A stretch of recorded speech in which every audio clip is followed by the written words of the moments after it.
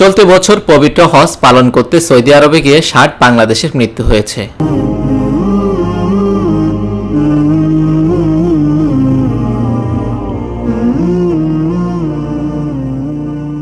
তাদের মধ্যে ৪৭ জন পুরুষ এবং নারী ১৩ জন। এছাড়া বৃহস্পতিবার মধ্যরাত পর্যন্ত দেশে ফিরেছেন ৫১,৯৮১ জন হাজি। ধর্ম বিষয়ক মন্ত্রণালয়ের হজ ব্যবস্থাপনা পোর্টালের আইটি হেল্প ডেস্কের প্রতিদিনের বুলেটিন থেকে এ তথ্য জানা গেছে।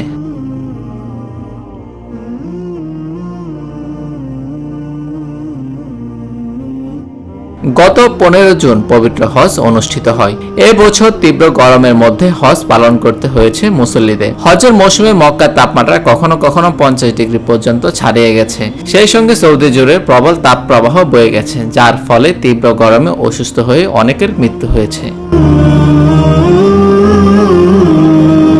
News desk, TVC news.